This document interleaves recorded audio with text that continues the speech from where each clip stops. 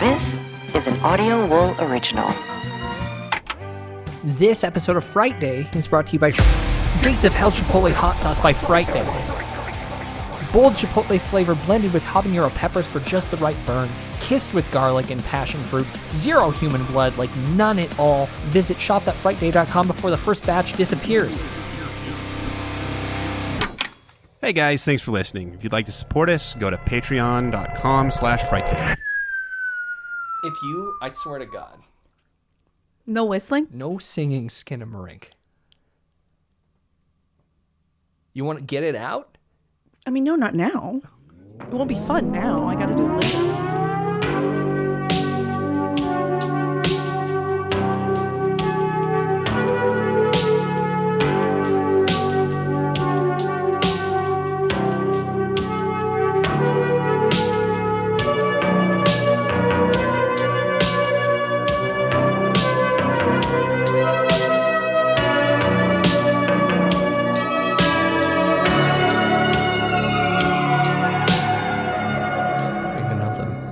I mean, it's a nonsense children's rhyming song. Okay. What does Skinamarink mean? Yep, see, I wanted to sing it just there, but then I didn't. I know, it's really tough. Because it felt less fun. Spoiler alert. They never sing it in the movie. No, they don't, but the context makes sense. I'm very interested to hear what you think of this movie, Byron. Scariest movie of the year. I knew you hated it. It is Frightday. I'm your host, Byron. And I didn't finish this part, but what happens when home turns from the place you feel safe into a place you can't leave? I feel like you could have sold that harder. You think I should? I'm just going to do it later. That's not bad, though. No, it's good words. You just weren't selling it very hard. Well, I with just like your jotted energy. it down really quick. So your energy wasn't maybe it's better than I solid. think it is. It's good. Should I try again? You should do it with commitment this time.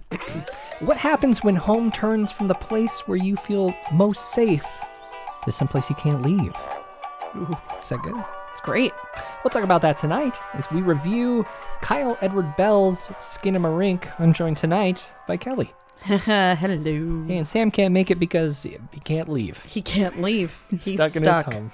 Too bad for him because you're not even here. No. You're in Florida. I am in Florida. Registering to vote. Yeah. Doing your Oh, my American Lord. duty. I should be.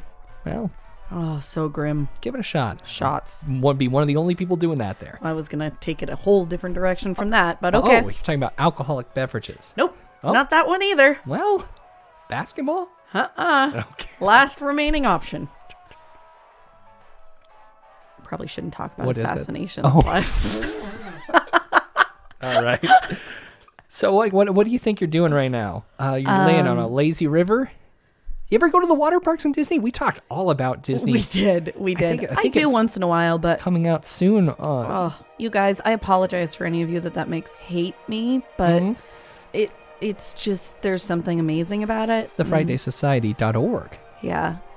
Go make a homemade Dole Whip. Oh, there is a recipe for that there. Copycat. Uh-huh. Very nice. Cheshire cat. Cheshire. It's a good one. You ever Lots see of that guy drug there? references there. Excuse me? Well, I mean, Lewis Carroll was... Is he a drug guy? I mean, he was addicted to opium when he wrote that. Who wasn't? Yeah, that's true. And That's here a good we are point. again. Here Full we are. circle. Yeah, you hear about that school where somebody was burning fentanyl in the bathroom? Is that how you do it? I think they were burning the pills maybe to get rid of them. Oh, and classic. like everybody got sick.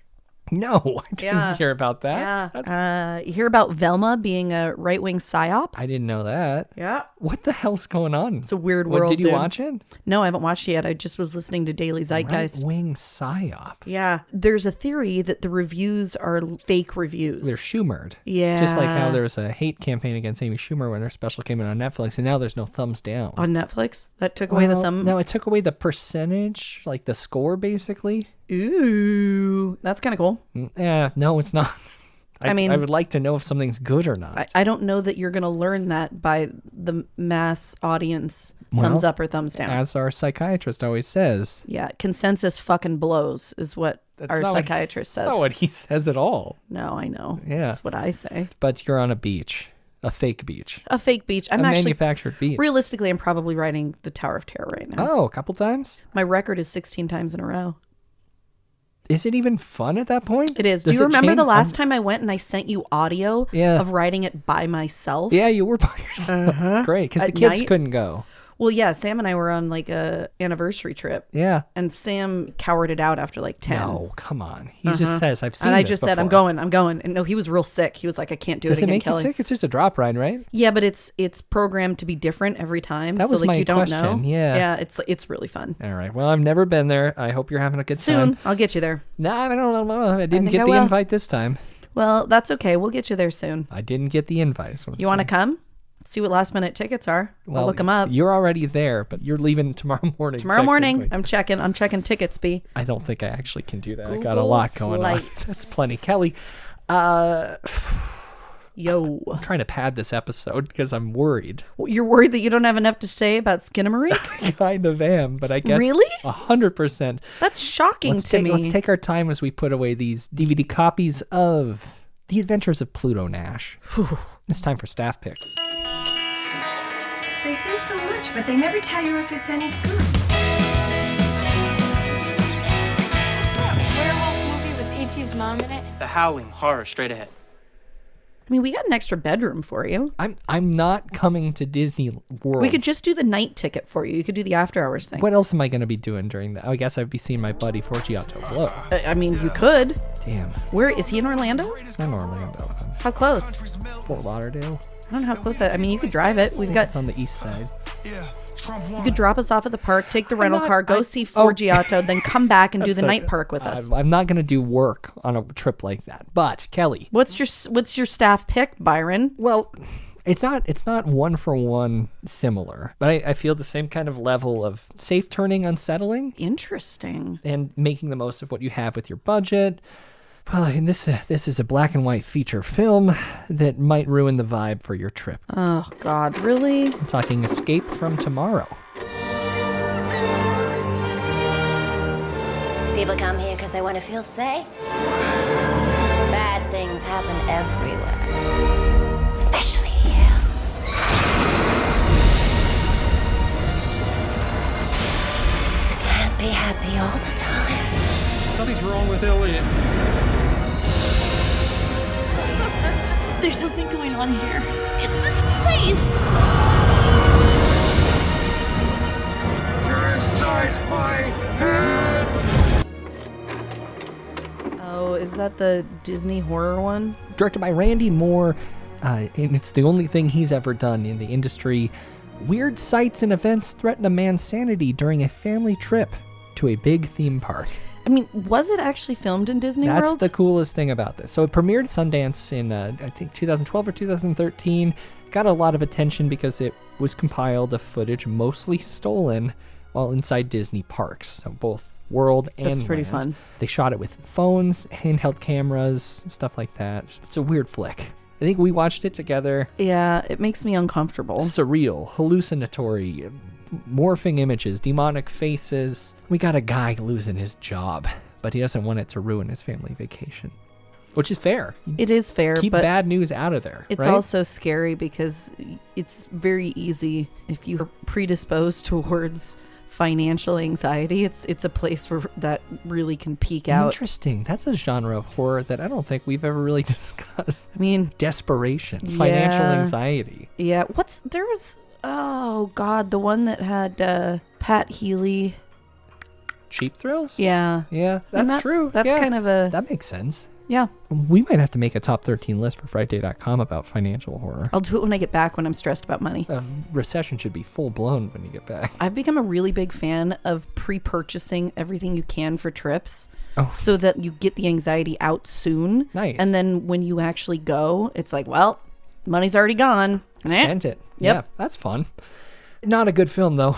Just kind of an interesting project. Interesting idea. And possibly some foreshadowing of my thoughts about tonight's film. Oh. Well, you know what? I would like to give tonight's film and tonight's director a little bit more optimism. Oh, And okay. so let's be honest, I'm not going to give him this much optimism because Oh.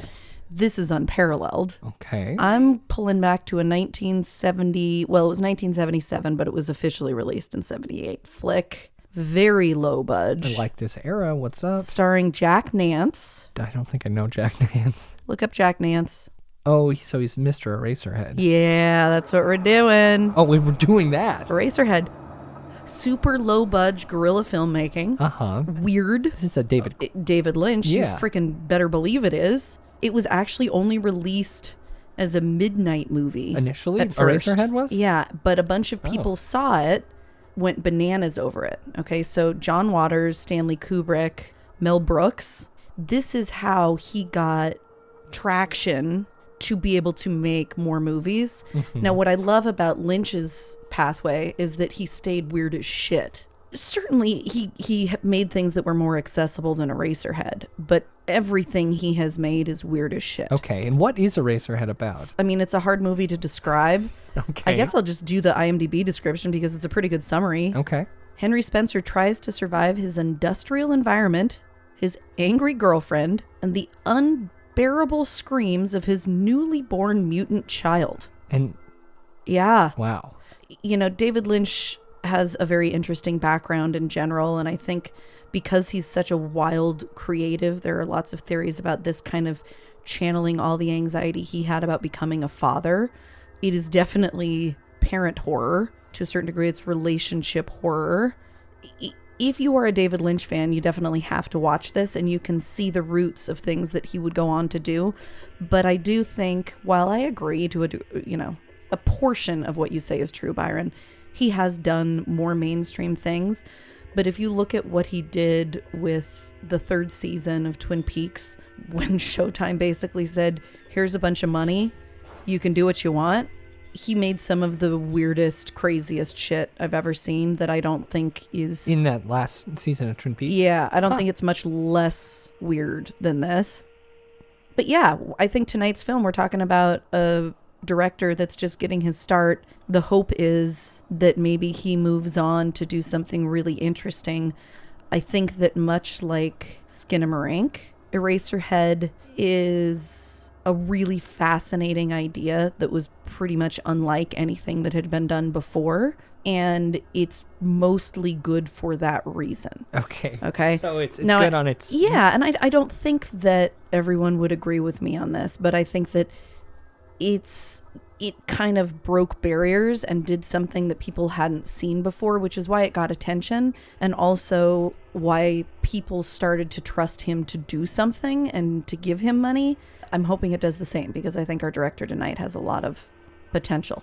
I don't know that if I would have seen Eraserhead, I mean, I wasn't alive yet, but if I had seen it when it came out, I'm not sure what I would have thought of it. I don't think I would have been able to handle that. I mean, it's very uncomfortable in a way that is psychologically unsettling, not necessarily anything visual that is super disturbing, but it creates an entire vibe that is just really uncomfortable. You know what's interesting is I think Harmony Korine's films, that's like my David Lynch.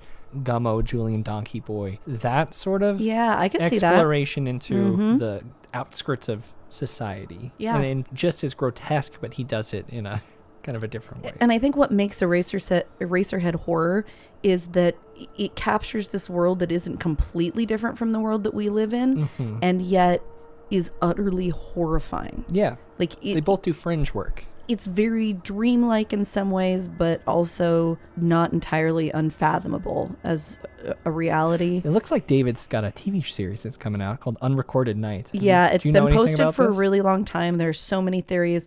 I'm still hanging on to hope that it's season 4. You think it's a secret season of... I want it so bad to be season 4. Well, I think it'll be cool that... I mean, if he continues his relationship with Showtime, I don't know who's putting this out, but I don't know either. I just can't get enough of David Lynch. His birthday is actually... Holy fuck, his birthday's today!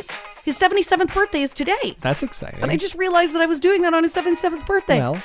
Wow, that's like weird. That's weird. No, that's fine. weird that I did that. Happy birthday, David. Oh my gosh, I love him. And he's very into numerology, and 7 is a big number for him, and today's the 77th. Yeah. Does he have a daily weather report about this? Looks like he stopped Kelly doing this about a month ago. Fucking damn it. I'm sorry. He was drawing numbers and then doing weather, but he has... It's like my favorite thing ever. Maybe he's on vacation. Yeah, Let him fuck. Maybe he's in birthday. Disney World. I hope I see him in Disney World. Happy birthday, Dave. And you have great hair, and so does the guy from Eraserhead. Yeah. Pretty cool stuff. It's true.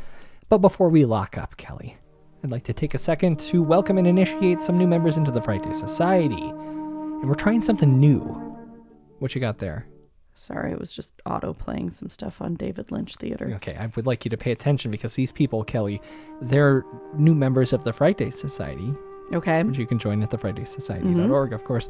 James H. and Shane E. Welcome. Welcome. And raise your left hand and repeat after me. I will read the first 200 pages. Nope, we're not doing of those the anymore. new UAP report. Not doing those anymore. But what if I need help reading it? You can request it, but we have an oath now, Kelly. Okay. This is a rough oath. Right hand or left We're hand? doing left. Oh, right. And I guess, Kelly, for the first time, you can repeat after me, just for the sake of learning. Left hand up. And just James and Shane. Everyone else ignore this part. Unless, I guess, you're a previous member, you can also take the oath, I suppose. I state your name. I, Kelly, Great. Promise to dedicate my available time promise to dedicate my available time to the exploration and advancement of the frightening. to the exploration and advancement of the frightening. It's now my responsibility It's now my responsibility to be an example of rational curiosity, to be an example of rational curiosity, sympathy, and decency sympathy, and decency as I explore the macabre. as I explore the macabre. Welcome to the Frightday Society. Woo! All right. I don't know if that's going to stick. I love it. Okay, we'll see. I love it. I like it. Great. I wonder if anybody gets a tattoo. Oh, of that? I hope not. I mean, You made it this far, Kelly. I yeah. haven't sang the song once. Skinamarink. No.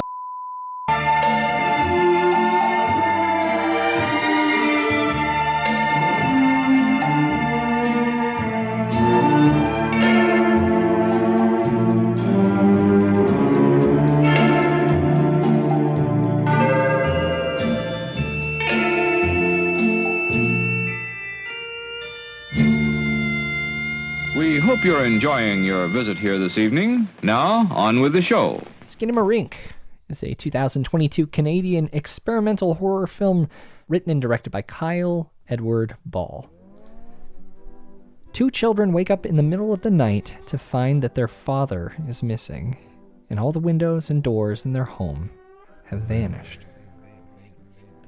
Kyle Edward Ball, Canadian director, got his start 5 years ago, I believe, with a YouTube channel called Bite-Sized Horrors. People would comment their nightmares on Reddit or in the YouTube, I would imagine, and he would recreate them in a very similar style that we see on the screen in Skinamarink. But all of the content wasn't shorts. No. He also put out stuff like Nostalgic Horror Radio in 1950s Bedroom to Fall Asleep to, 2-hour mix. Did you listen to that? No, but I cool. probably should. And Nostalgic Science Fiction Radio to Fall Asleep / Get Abducted to. This is my man. Both of these are a play on that lo-fi hip-hop radio beats to relax / study to trend. Yeah, which I'm very into. You do that? Yeah. Okay. Yeah. Well, that's kind of fun. Not terribly popular, though, this YouTube channel. It's got like 10,000 And what is the subs? name of the YouTube channel? Bite-Sized Horrors. Yeah, you should check it out. He made a 30-minute short called Heck, which is based on a nightmare that he had when he was little. It's what this is based on. Yeah. Basically a proof of concept. He submitted it to Fantasia, and it didn't get accepted. Biscuits.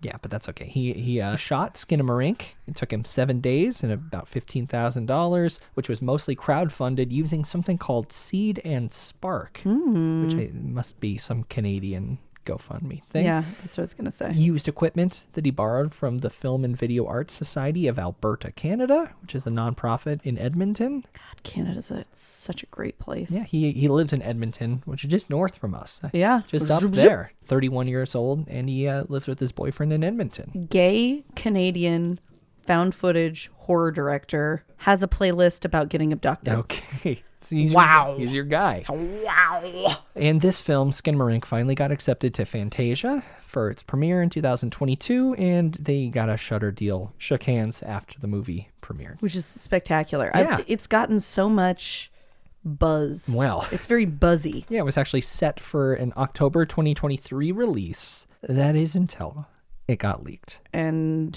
now it's out. Yes, yeah, not a total loss, of course, because this leaking, Kelly, it's not it's horrible, and I wish it didn't happen, but it caused something that I think is really unique. Fed buzz. And it fed TikTok.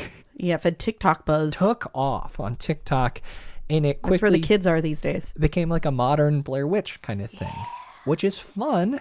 Yeah. I'm sure it was incredibly distressing for Kyle. Do you think it was? Or was it not? He did express in an interview that it ruined his Halloween. That was around the time that it got leaked. Well, I mean, yeah, I can understand Imagine that, but hustling so hard and creating this only to have it I have a low-key theory. Oh, you think he leaked it? I think he leaked it, and he has to say that because he's a YouTube guy. Yeah, I think he has to say that, obviously, because if it was him that leaked it, like, he'd be screwed from the production companies. No, I actually know it was... There was a festival there was an that error actually... at a digital festival, Yeah, I know. and they leaked. I think he did it on You still... Well, other films got leaked as well, Kelly. It wasn't just I think it his was a film. smart move. I don't believe it was purposeful. But... Okay, I'm going to stick with it. Yeah, all of the excitement, Shudder and IFC Midnight kind of leaned into this and decided to release it on Friday the 13th. Last weekend? January, yeah. Just came out, limited release, and it brought in officially over $1 million on its opening. On $15,000. That is a paranormal activity if I ever saw one. It is. In fact, Paranormal was even more expensive than 15. Wasn't Paranormal like 30? I think it was 10, but Oh. I don't know. And Okay. I'm sure that Paranormal Activity made far more money than Skinamarink. Yeah, but Skinamarink's not done. That's true. And it is expanding. I don't know when it's going to come to Shudder. I'm sure that they will be navigating that and deciding. You know when it isn't, is it's not coming on Friday the 13th to Shudder. We talked a little bit about experimental horror. Spooky. Dolls on Great. ceilings? Legos. Spooky. They hurt to step on. Legos hurt so fucking Yeah, you're bad. a parent. Oh my God, Your they hurt daughters so do bad. Lego? Yes, they love... Or are you going like international and doing the singular versus the plural? You listen to that episode of Farrier? Oh, no, I didn't. Yeah. Flightless Bird, of course. Yeah. You're talking about. No, I Yeah, didn't. he did a thing on Legos. Oh, I bet that's Every kinda other fun. country calls them Lego, not Legos. Interesting. I thought that's what you were doing, but no, it's not what no, you're doing? I kind Okay. of fell off with Farrier. Really? What happened? Nothing. I just got overwhelmed by normal. Oh, okay. It wasn't like he upset I you. like him. No, he does Okay. great work. And Okay, I can't cool. wait to see his new documentary. He's my guy. So Skinamarink is about these poor kids. Poor kids. 1994. 4-year-old Kevin and 6-year-old Kaylee. And it's all filmed weird angles, all from the height of children. So it's like children vantage point. Everything feels overwhelming and scary. Aren't really clear what's going on, which, you know, I often think about what my brain did or didn't do when I was little.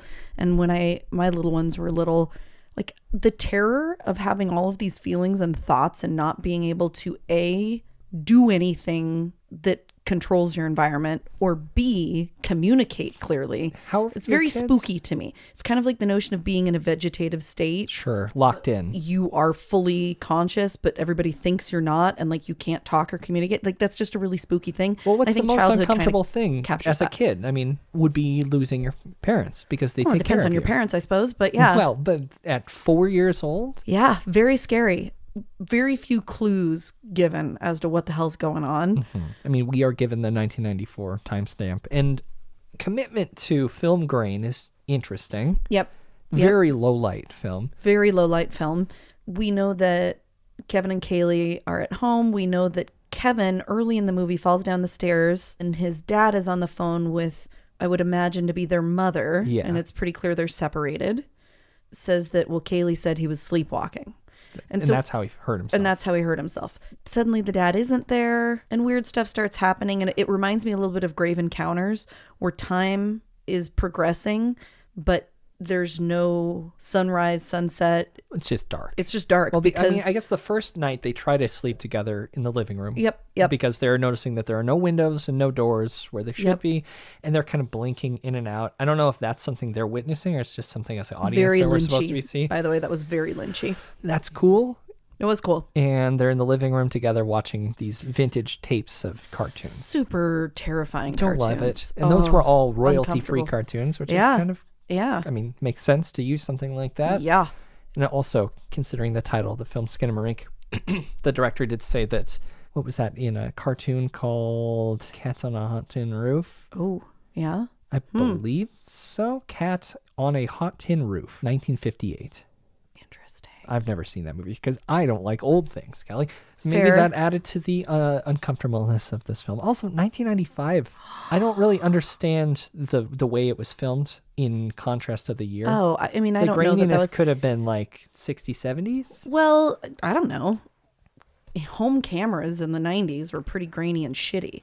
Like, there were good cameras, but there would be no reason that this I would almost be a feel good like it would have camera. been better to shoot though in like 3:4, your standard Yeah, see, now resolution. you're out of my wheelhouse, my Well, friend. like if you're gonna simulate the era of the film Still in out the of my- 90s, Yeah, zip you would go 4:5, Yeah. 3:4. I mean, Can I tell you something that I just figured out? well, I'm You sure. said that Kyle Edward Bell's 31. Yeah. Do you know how old David Lynch was when Eraserhead Holy came out? fuck! God damn it! I don't care. He was 31. That's He was cool. 31. Well, it'll be great to see what Kyle was does. 31. I just think that felt a little inconsistent, I don't know, especially that didn't bother me because it wasn't.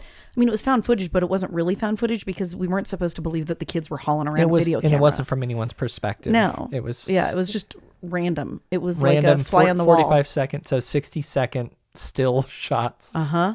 With a How child. far did you get into the movie before you got sick of that and you were like, this 25 sucks? minutes, I think. 25 minutes. Okay. Yeah. I had a roller coaster. Okay. So I got about 10 minutes in and I was like, what the fuck? Yeah. And then I was like, okay, wait. Okay. He's really doubling down. We're sticking with this. All right. Now I like it. So you were where I like were it you more. watching this? Let's pause there. Bedroom. though. Okay. Bedroom in bed. With Sam in bed. Okay. I was in bed as well. Computer on my side is laying on my side. You know I have this fucked up ear from falling asleep in the bathtub 3 or 4 years ago. Yeah, after when is that going to get fixed? I gotta go to the doctor. You do. It's a good thing. You have health insurance. Go to the fucking doctor. I will go to the doctor, but I was trying to understand the dialogue. Oh, you didn't A lot of times understand the... we would do 'cause like it's stuff little- like that. But I think part of that's intentional. It That's- totally is, and I'll yeah. explain a little bit more as well about that. He shot it with the same kind of like audio to be like that VHS camera, dirty, like distorted stuff. I couldn't quite hear everything clearly, and the dialogue was so unnatural in how they communicated with each other. It was like, say something, 30, 45, a minute goes by, and then the response comes. Yep, which is how little kids work. Is it? Because Yeah. it was the most tedious thing I've ever experienced in my Yeah. entire life. Yep. It's very accurate to little kids. And also, it's not just accurate to little kids in the weird delays, but the delays feels, I don't know, with my daughters even, and they're older than this, but if you hesitate for a millisecond to say something, they're on it. It's like time is stretched out for them. Okay. And Well, so they- it could be like a 1 second delay and it sounds to them like a 30-second delay. And I thought the way, like all these little details that captured a child's experience, I thought were fucking brilliant. And I can give them all the credit in the world for that. However, for me, trying to do this, especially, God damn it, Kelly, an hour and 40 minutes? I know, it went Too long, long. didn't it? I loved it. Too fucking long. In some ways, it reminds me of that famous Family Guy clip. The chicken Yeah, chicken fight. and it just keeps going and going. But like you have this emotional roller coaster throughout that little clip because you're like, okay, I'm over it. And then it becomes cool just because it keeps going. And that's how I felt about it. So how tension should work for me in film as a Yeah. viewer, you swell it and then you give relief. And then you build again. Pretty standard format. This isn't standard format, B. No, but it fails in this though because you cannot maintain this peak tension without release. This is why I picked Eraserhead as my That's true. as my staff pick, because it relies on the same, like either you buy into this being a consistently unrelenting, uncomfortable world, or you or don't. it doesn't work. Yeah, because it isn't up and down. It's very much like it is a The lightest moment is tension they get like a hold. shit bucket because they're too scared. Well, the toilet disappeared. Ew. Yeah. That's like about as light as the film gets. I do want to say though, before I move away from the dialogue issues, some of the most muffled stuff was because Joshua Buckhalter is the name of the assistant director in this. Okay. Did a lot of work with the audio recording and some of the dialogue, and he tragically died after What? after filming Wrapped. I didn't know that. What happened? I don't know. I couldn't find anything about it. Holy fuck. I don't think it's like a spooky mystery death thing. It's not a probably, poltergeist thing? probably something tragic. Oh, sad. To honor his name, they kept in a lot of the poorly recorded dialogue and used subtitles where they needed to, which Okay. is really cool. Yeah, I dug that. That was part of what created the immersive, uncomfortable world that could sustain for me, because not being heard, not understanding, and having no power over that disconnection from what's going on is such an awful feeling. Yeah, Kyle did us no favors. Yeah, He didn't. it was He very did not make uncomfortable. it. He didn't make this very accessible, which is interesting to me because I'm curious. Like I said, maybe 2 weeks ago, I saw a trailer for this ahead of a film at an AMC theater. I cannot imagine many people who went into this expecting Paranormal Activity would stick around. They would stand up and leave. I fell asleep, by the way, during my first viewing that of this. doesn't surprise me. Got up the next morning and That finished isn't it. necessarily an indicator of a bad movie, though. No, You fall totally. asleep a lot. I do a lot of stuff. You do. I can't imagine. I do cross stitch during movies now to make sure I don't fall asleep. What kind? I'm working on a Twin Peaks cross stitch that I've been doing for 3 years now. Cool. You know, Quentin Tarantino said that Fire Walk with Me is overrated. Quentin Tarantino can suck a that's- fuck. Okay. I guess. I mean, there is a plot to this. It's just Moron. kind of loose, right? Dumb dumpy. Who Okay, the it's- fuck says that? That's fine. It's not great. We fucking dickhead. And I think we did do a cinema autopsy of that. If you're curious. And you even had to admit it was fucking. It wasn't bad. It's great. Not bad. Fucking masterpiece. So we know about the toilet disappearing. They're kind of just waiting. Yeah, and then mom and dad pop up, but we don't see their faces, and they're these No. weird figures sitting. There's and something it's very, under the bed. But there isn't something under No, the bed. but they're telling the kids to right. look, which like is scary. It's all very cognitive dissonance. Yeah. Like it's very uncomfortable. And then Kaylee is suddenly gone, and there's this creepy, demonic, muffled voice that's talking, telling Kevin to do different things. Goes upstairs, and Kaylee's sitting in the parents' room, but she has no eyes and no mouth. That's a Kelly spook. For that's sure. a Kelly spook for sure. Yeah, that's like basically the jerky head thing. And at this point, Sam goes, "It's aliens." Sam thought it was aliens. Yeah, Sam goes, "It's aliens." I was like, I'd love it if it was. Oh, you're And thinking it would maybe this definitely- is like an abduction. Yeah, and it would explain where like they the no doors, no windows. Simulate a home. But not as good as whoever that guy is. Huh?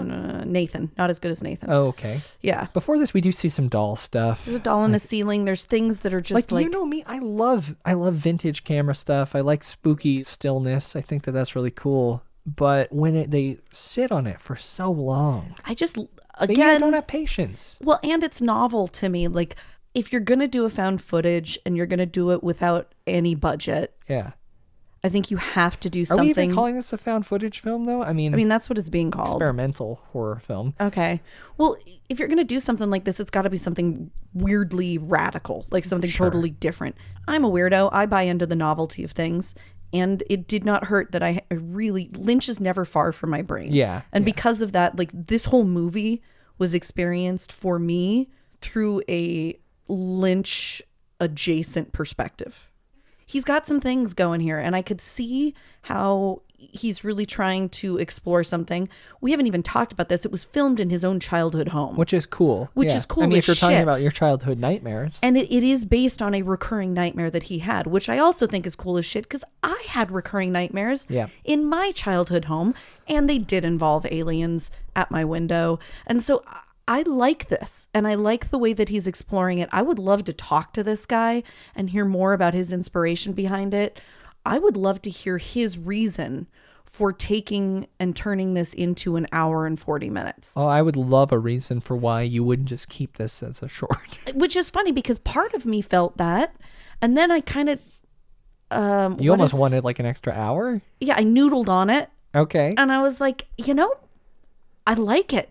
It's part of the horror of it. It's like this unending, uncomfortable, when the fuck is this going to be over? So yeah, and that's where it became, and I think maybe this is just what I'm looking for in horror. Like I like to be scared.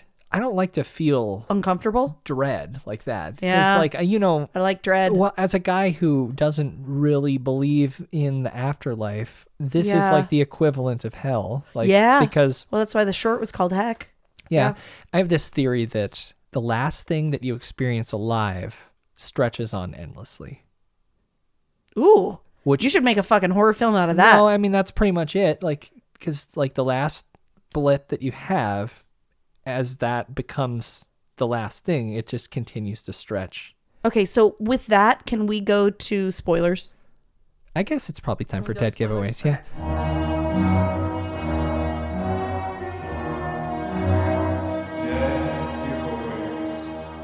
This is the point of the show where we spoil parts of a movie. This film, Skinamarink, if you haven't caught it in the theaters yet, I don't know how long it's going to be there, but it will be coming to Shudder very soon. So keep your eyes and ears and finger on the pulse of Skinamarink. Okay, so obviously he's in a fucking coma. The whole movie is about him being in a coma. I think it's dead. Which is awesome. I love that that's the direction that both of us went. Okay, But here's I guess the weird when thing. the date flashes, whatever, 500 and some days. Yeah, which that makes me... but I'm not discounting your dead theory. No, it's true. I mean, if you're counting human days. I just thought I would love to talk to Kyle about the two hard and fast points of reference that we are given are 1994. 5. Was it? Yeah. It's right here. And right next to your face. Oh, sorry. On the screen and there. 500 and some odd days. Yeah. Okay. Right? That's weird to me. Because... Did you do the math or something? Well, no, I guess you no. can't, I mean, I'm sure there's there's some weird numerology involved in it, but it's weird to me because it would have to be something like that. And yet I Googled, like, as soon as this movie ended, because this is one of my favorite things to do, I spent the next 3 hours laying in bed while Sam was fast asleep, Googling people's interpretations of the movie, Sure. like trying to find and I couldn't find a single fucking person. Now I found one today, Okay. but I couldn't find a single fucking person initially that thought he was in a coma. I'm like, what? You think little How is boy, that not the little fucking boy was in a obvious? coma? Yeah, and like at first he could hear his sister, and then he couldn't hear her anymore. The parents he didn't hear at all. Yeah, and he was in this place, and maybe when you're in a coma, death is coming to get you, and maybe that's what that fucking voice was. The voice I don't is know. in the shadows. But yeah. I did feel it is based on a recurring nightmare that he had. Sure. Maybe it's just completely abstract. It Maybe could be. it's just Totally a could be. nightmare. Mhm. And what could a child have done to be in hell? I mean, like... Yeah, if you believe in it, yeah. Okay, and they don't have this concept of time, so why would 500 and some days be even something you can mark? You right. know? Like, right. Yep. Did he cut open his eyes or Kaylee's eyes? What the fuck No, was his that? own. His own. He His stabbed own's got himself in the shut eye as well at the same time He as stabbed Kaylee's himself did? in the eye. No, it was later. Yeah, I know that he said He got him a "Go get the knife, knife" or whatever and then he stabbed himself in the eye. to open the eyes. Oh, yeah, maybe. maybe. I think it was the same thing that happened to Kaylee. Oh, because happened we to never him. saw his face. That's No. interesting. I didn't get that. I didn't take that from it, but I like that. And these are basically non-actors. I think it was a Craigslist ad situation. Yeah, but I really thought that the kids did a good job. I mean, I don't know. it's interesting because I think you have two ends of kids acting. One is you put kids in a random situation and they don't even really know that they're acting and they just do their fucking weird shit. That's kind of what this was. And I think that's what this was. Yeah, like it's I don't like, think it's like, hey, and Right. I guess you could say Lucas, Paul, and Dolly Rose. Or right, right, You could say, Lucas, say this. right, And then he just says, yeah, right. That's kind of Yeah, like but I probably think what happened. But I think that's why it worked for me because it wasn't conversational. no, it felt like little kids to me. It felt very authentically like In little fact, kids. this was the only relief I got was when Kevin picked up a ringing phone. Oh no, picked up the phone. What and the called fuck 911. was that about though? Why did he get through? That didn't make sense to me Well, either. you know that when in this I missed, I read the synopsis and that's where I picked up it. The phone turned into a toy phone.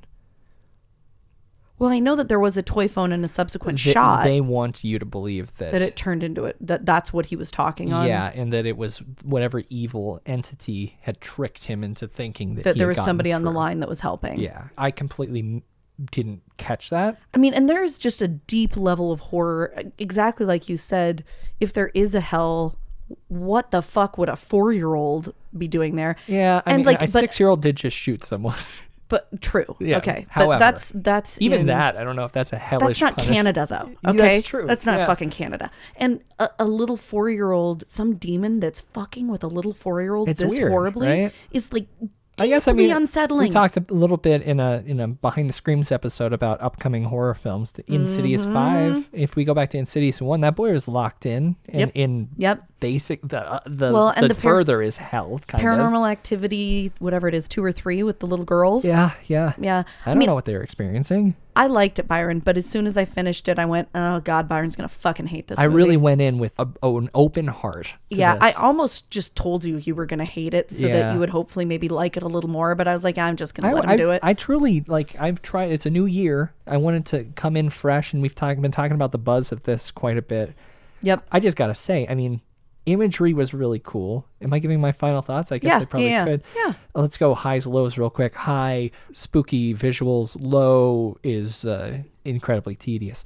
Overall, though, I guess that was the least exciting highs and lows that we've ever done. What did it, as above, so below is what Sam called it? Yep. Okay. Apologies, everybody. But yeah, came in open heart, new year, lots of buzz. I love supporting new directors. I think that was the most exciting thing about this is Kyle got, a big break and well-deserved for creating something like this. But it's not for me. It is just too weird. You're weird. It's linear, but barely. I can't watch 45-second of just a still shot with no words. Yep. I can't do it. Yep. Everything is obviously intentional, and I completely respect that. Oh, and the end. The end was spooky. I liked it. I'm very curious to watch his short, Heck, and to see what's next. But yeah, this isn't for me. I give Skinamarink 3.7 Oh my God! buckets. I didn't think you were going to hate it that much. Sorry. Okay, well, It's not enjoyable. we're starting the year on opposite ends of the spectrum, my dear. As above, so below. Low point was the 911 call, but now that you explain it to me, Makes a it little doesn't bit more bother me sense. as much. High point was Kaylee's eyes and face. Okay. It just scared the shit out of me. Maybe it's this weird combination of me being a parent and me liking slow burns, me being obsessed with David Lynch, all converged for me to love this movie. The discomfort of the way that kids communicate or don't communicate resonates very strongly with me. The weird abstract stuff resonates. I really wanted more resolution. I wanted to know more what the fuck was going on. I love a big hallway of toys. That's cool. But it is going to keep me researching and listening to interviews with Kyle to finally, hopefully, get to the bottom of that. And that's kind of fun. It is. I enjoy that. I like obsessing over things. So I totally understand why somebody wouldn't like this. Do not go into this thinking you're going to go see Paranormal Activity. Yeah. It is slow and deliberate and weird. And unless the tone of this world that you're watching makes you feel wildly uncomfortable, it's not going to be spooky to you. It does make me feel wildly uncomfortable. I think a lot of it simulates what frightens me about the experience of being a child, because you are so powerless and there are so many things you don't understand and you can't communicate. And that is just so terrifying in and of itself. A lot of people do associate varying imaginations of hell on some of those factors, and I think a lot of it aligns with what it's like to be a little kid. It's spooky. There are all sorts of reasons a kid would have nightmares or feel that his parents were gone, and I think this could tap into that for a number of different people who have experienced all sorts of different abandonments, traumas, or even just the stress of being a little kid in a pretty fucked up world. If you're in, I think you're in. I was in. I'm trying to remember what Sam said at the end of it. It was something like, well, I'm glad I watched that, but that should have been 30 minutes. God, I miss that guy sometimes. I know. Man. I know. For all of these reasons, I'm countering Byron's vote. Flip it to a 7.3. 7.3 orange Lego separators that actually weren't invented until 2011. Good point. And those are our thoughts on Skinamarink, which, as I said before, limited theatrical. Could be expanding, who knows, but it will be on Shudder soon. So check it out, and once you do, let us know. Be patient. What you think, and do be patient. I'm being honest when I say I tried my best. It's just... I know you did, B. It's okay. I don't hate you for this one. Reach out to us on social media at Frightday on Twitter and Instagram. You can leave a comment below this episode in the show notes at frightday.com. You could send us an email, contact@frightday.com. That would be really interesting to hear maybe how his interpretations of nightmares affected you as well. If you have similar feelings, similar thoughts, and also it's kind of a lead into what we're doing next week. True Tales of Terror, of course. Very exciting. Yeah, it's been a long ass time. It really has. Can't wait to do that. Oh, also, yeah, let's have a big talk about this in our groups. Facebook.com/group/Frightday or Discord.frightday.com. Nightmare Talk. No spoilers, though. How could you fucking spoil this film? How could you? Shop.frightday.com. Shop. Gonna be releasing some new things this year, but for now, let's have a sale, Kelly. I love sales. Let's clear it out. Oh God, really? Why not? Okay. I was going to take some stuff to Disney World with me and then just leave it in random places. That's cool. Do some guerrilla marketing. Secret percentage off. Visit shop.frightday.com to see just how much you could save. Pins, shirts, Amazing. Cassette tape. Yes. Get it. Get it. TheFrightdaySociety.org. We talked a little bit about it. If you want to hear what our thoughts are about this new year that we're in, we did a sprint through all of the upcoming releases. That'll be available at TheFrightdaySociety.org, as well as 90 plus episodes of Behind the Screams, bonus episodes of Captain Kelly's Cryptids, Conspiracies, Byron, Serial Corner, The Writer's Room, Toast to Toast PM with Wine Kelly, and Cinema Autopsy. So much. Kelly, mouthful of Dole Whip. Mm-hmm. Got a chicken turkey leg. Turkey leg, not a chicken leg. In hand. Yep, the churros. You got the popcorn's pretty good. Minnie Mouse hat? We'll you get see. those? No, I don't really get those. All no. right. Did they sell the big white gloves? Yes. They do. Those are fun. Those All are right. really fun. Well, say hi to Goofy for me, Kelly. I will. Next time we're getting you there. We'll see. But until next week, Kelly, where are you going to be? I'm going to be at Disney World. I know. We just said But you can email me, Kelly@Frightday.com. I'm at Byron McKoy on Twitter and Instagram. Byron@Frightday.com is my email address. And until next Friday. Oh, by the way, guys, our Camp Frightday. Camp Frightday! Right around the corner. Frightday.rsvp. Enroll now. Until next Friday, though, I'm Byron. I'm Kelly. Stay conscious. Yeah. Do. And stay scared.